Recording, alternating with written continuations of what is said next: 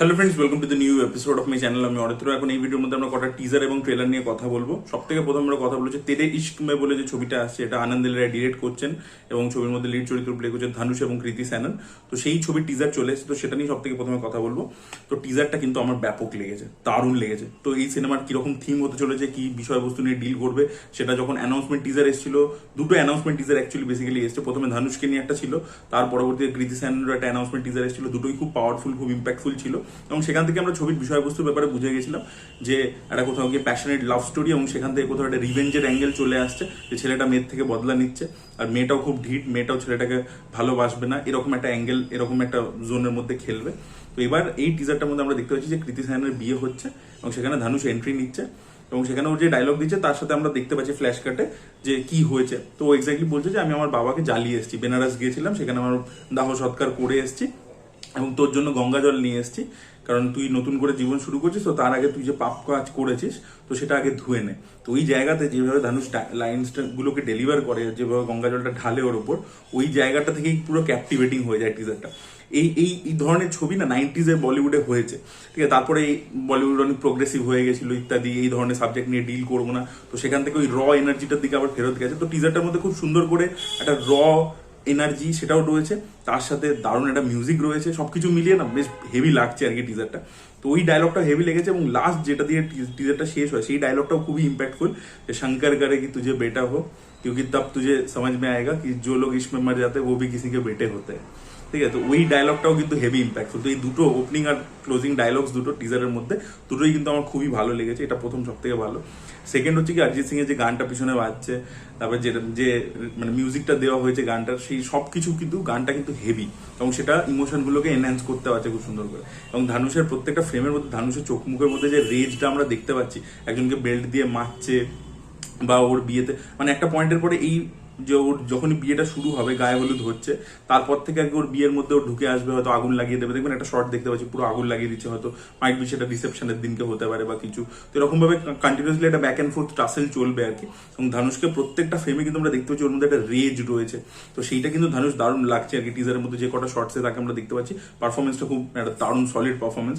এবং সেম ভাবে কিন্তু কৃতি স্যাননও কিন্তু জাস্ট ওই যে তাকিয়ে রয়েছে ধানুষের দিকে, ওই যে বিয়ে বাড়ির দৃশ্যটাতে, মানে গায়ে হলুদের দৃশ্যতে বসে রয়েছে, সেখানেও কিন্তু সে যে তাকাচ্ছে, দারুণ অভিনয় কিন্তু কৃতিও করেছে। এবং কৃতিকে আমরা একটা দেবদাস মোডের মধ্যে দেখতে পাচ্ছি, ঠিক আছে। সে মদ খাচ্ছে, সিগারেট খাচ্ছে, ঠিক আছে, একটা নেশার মধ্যে জড়িয়ে পড়েছে। তো কোথাও গিয়ে ও এই ক্যারেক্টারটার সাথে যা যা করেছে, এই ক্যারেক্টারটার নাম হচ্ছে শঙ্কর বলে, যেটা ধানুষ প্লে করছে, তো তার সাথে ও যা যা করেছে, ও হয়তো একটা কিছু করেছে ওর সাথে, ঠিক আছে, মানে প্রেমে হয়তো ব্যথা দিয়েছে, ধোকা দিয়েছে, হয়তো ওটা প্ল্যান করেই এসেছিল, ইচ্ছে করেই করতে চাইছিল কোনো একটা পাস্টের কারণের জন্য। তো যাই করেছে সেটা একটা গিল্ট আর কি কৃতি স্যাননকেও তাড়িয়ে বেড়াচ্ছে। তো তাই জন্য ও কিন্তু একটা সেলফ ডিস্ট্রাকশন মোডে রয়েছে, সেটাও কিন্তু আমরা টিজারে দেখতে পাচ্ছি। ধানুষ হয়তো ইনিশিয়ালি প্রচন্ড ভালোবেসেছে, তারপরে ওর যখন সব ক্ষতি হয়ে গেছে তারপরে ও রিভেঞ্জ নিতে চাইছে।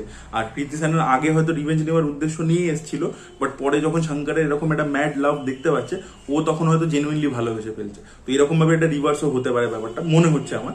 বাট টিজারটা কিন্তু বেশ ভালো হয়েছে, the way it has been short, everything. আর নর্থ ইন্ডিয়ান একটা ফিল ওটা আনন্দ রায় ভালো ক্যাপচার করতে পারে। তো আশা করবো এই ছবিটার মাধ্যমে আনন্দ রায় বক্স অফিসে একটা হিট দেবে, বিকজ বক্স অফিসে হিট তার নেই অনেকদিন। জিরো ছবিটা তার লাস্ট হলে রিলিজ করেছিল, না রক্ষাবন্ধনও করেছিল, বাট রক্ষাবন্ধনও কিন্তু চলেনি ছবিটা, তো ওই ছবিটাও ফ্লপ হয়েছিল। জিরো তো চলেইনি।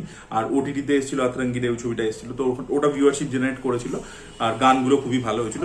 তো রেহমান, আমার মনে হয় এখানে রেহমান আনন্দ রায়ের টিউনিংটা খুব ভালো, তো ওরা ভালো গান ডেলিভার করে। তো আশা রাখবো ছবির গানগুলো খুবই ভালো হবে। এবং টিজারটা আমার খুব ইমপ্রেসিভ লেগেছে। আপনাদের কেমন লেগেছে অবশ্যই কমেন্টে জানাবেন। এবং এখন আবারও মানে রোমান্টিক ছবির আর কি একটা কোথাও গিয়ে সময় ফিরে আসছে, সাইয়ারা এত বড় হিট হয়েছে, তো দেখা যাক এই ছবিটাও সেরকম ওয়ার্ক করে কিনা বক্স হয়েছে, সেটা দেখার মতো বিষয়। এবার আমরা কথা বলবো যেটা অ্যানিমেটেড ওয়েব সিরিজ নিয়ে, যেটার নাম হচ্ছে কুরুক্ষেত্র বলে, যেটা নেটফ্লিক্সে মুক্তি পেতে চলেছে 10th অক্টোবর। যেটা কিন্তু একটা প্রাউড ব্যাপার আমাদের জন্য, বিকজ বাংলা ইন্ডাস্ট্রি থেকে উজান গাঙ্গুলি, কৌশিক গাঙ্গুলি ছেলে, তিনি এটা রাইটার ডিরেক্টর হিসেবে অ্যাসোসিয়েটেড আছেন এবং কিছু এপিসোড কৌশিক গাঙ্গুলি নিজেও ডিরেক্ট করেছেন। তো এই অ্যানিমেটেড সিরিজটার আর কি ট্রেলার চলে এসেছে, ট্রেলারটা বেশ বড় করা হয়েছে। তো এখানে কুরুক্ষেত্রে বলা হচ্ছে মানে মহাভারতের গল্প ডেফিনেটলি, বাট এখানে ওই 18 দিনের যে বেসিক্যালি যুদ্ধটা আমরা দেখতে পেয়েছিলাম, তো সেই যুদ্ধটাই আমরা দেখতে পাবো এবং যুদ্ধর মাঝখানে আমরা ফ্ল্যাশব্যাকে হয়তো ঘটনাগুলো দেখতে পাবো, বাট প্রাইমারি ফোকাসটা ওই যুদ্ধটার উপরই রাখা হয়েছে, সেইভাবেই আর কি ট্রেলারটাকে কাট করা হয়েছে। মাঝে মাঝে আমরা স্নিপেটস এর মাধ্যমে পুরোনো ঘটনাগুলো হয়তো দেখতে পাবো, এরকমই একটা অ্যাপ্রোচ হবে বলে আমার মনে হচ্ছে অ্যাটলিস্ট ট্রেলার দেখে। আর ভিজুয়ালস ইত্যাদি খুব ভালো লাগছে। আর এখন আপনারা প্রত্যেকেই দেখতে পাচ্ছেন ব্যাক টু ব্যাক অ্যানিমেশন সিনেমার কিন্তু ক্রেজ বেড়ে গেছে কোথাও গিয়ে। মাহতাব নারসিমা বিশাল ভালো পারফর্ম করেছে, তার পরবর্তীতে আমরা দেখতে পেলাম যে বাইরের থেকেও যে অ্যানিমেশন আসছে ডেমন স্লেয়ারের মতো কাজ, সেগুলো বিশাল ব্যবসা করছে। তো কোথাও কি অ্যানিমেশনের মার্কেট ইন্ডিয়াতে খুলে গেছে এবং আপনারা দেখতেই পাচ্ছেন ম্যাডক ফিল্ম তারাও ছোটি স্ত্রী বলে একটা সিনেমা আনবার প্ল্যান করছে, যেটা তারা হলে রিলিজ করবে। তো এরকম ভাবে সবাই চেষ্টা করছে, তো সেইভাবে একটা ডিমান্ড বাড়ছে। তো প্ল্যাটফর্মসেও যদি হিট হয় বড় সড়ো করে, অলরেডি প্ল্যাটফর্মসে তো একটা দর্শক আছেই যারা অ্যানিমেশনে কাজ দেখে, বাট তার বাইরে গিয়ে অ্যাডাল্ট লোকেরা যদি দেখে তো সেটা খুবই ভালো হবে। তো দেখা যাক, এই কাজটা প্রমিসিং লাগছে, অ্যানিমেশনের কোয়ালিটিও বেশ ভালো লাগছে। Really looking forward to Kurukshetra. আপনাদের কেমন লেগেছে? এবং আরো একটা ব্যাপার হচ্ছে কি, ট্রেলারের মধ্যে আমরা গুলজার সাহেবের ভয়েস ওভার শুনতে পাচ্ছি, যেটা কিন্তু বেশ ইমপ্রেসিভ লাগছিল। তো সবকিছু মিলিয়ে টিজারটা কিন্তু এই ট্রেলারটা কিন্তু বেশ ভালো হয়েছে। আপনাদের কেমন লেগেছে অবশ্যই কমেন্টে জানান। ডায়েস ইরাই বলে যে ছবিটা আসছে মালায়ালাম ছবিটা, যেটা একটা হরর ফিল্ম হতে চলেছে, মোহনলালের ছেলে প্রণব মোহনলাল এখানে লিড চরিত্র প্লে করছে এবং রাহুল সদাশিবন, যিনি এর আগে ব্রহ্মযুগমের মতো ছবি বানিয়েছেন, ভূতাকালামের মতো ছবি বানিয়েছেন, তিনি এই ছবিটার পরিচালনা করেছেন। তো এটারও একটা ট্রেলার চলে এসেছে, তো সেটা কিন্তু বেশ ইমপ্রেসিভ হয়েছে।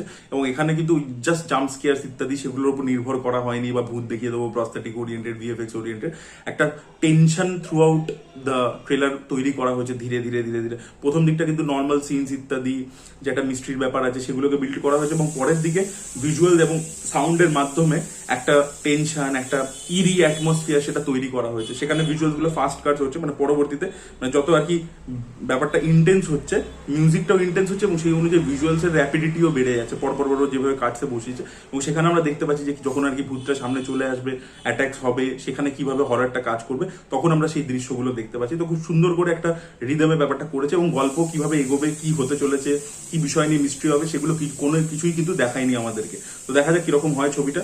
এই ডিরেক্টর তো আগে বেশ ভালো কাজ করেছেন, বাট উনি কিন্তু একদম পুরো মানে ব্রহ্মযুগম যে ছবিটা, সেটা কেরালা বক্স অফিসে বিশাল বড় হিট হয়েছে, বাট ওটা কিন্তু একেবারে পুরোপুরি মেন স্ট্রিম ছবি নয়, কিন্তু ওটার মধ্যে একটা আর্ট হাউস ট্রিটমেন্ট একটা ব্যাপার আছে। তো সেই অ্যাপ্রোচটা আমার ডায়াস ইরাইয়ের ট্রেলার দেখেও মনে হচ্ছে। তো দেখা যাক ছবিটা কিরকম হয় এবং মালায়ালাম বক্স অফিসে বড় সড়ো হিট হয় কিনা, সেটা দেখার মতো বিষয় হবে। আপনাদের কেমন লেগেছে ট্রেলারটা অবশ্যই কমেন্টে লিখে জানাবেন। Thank you so much, by.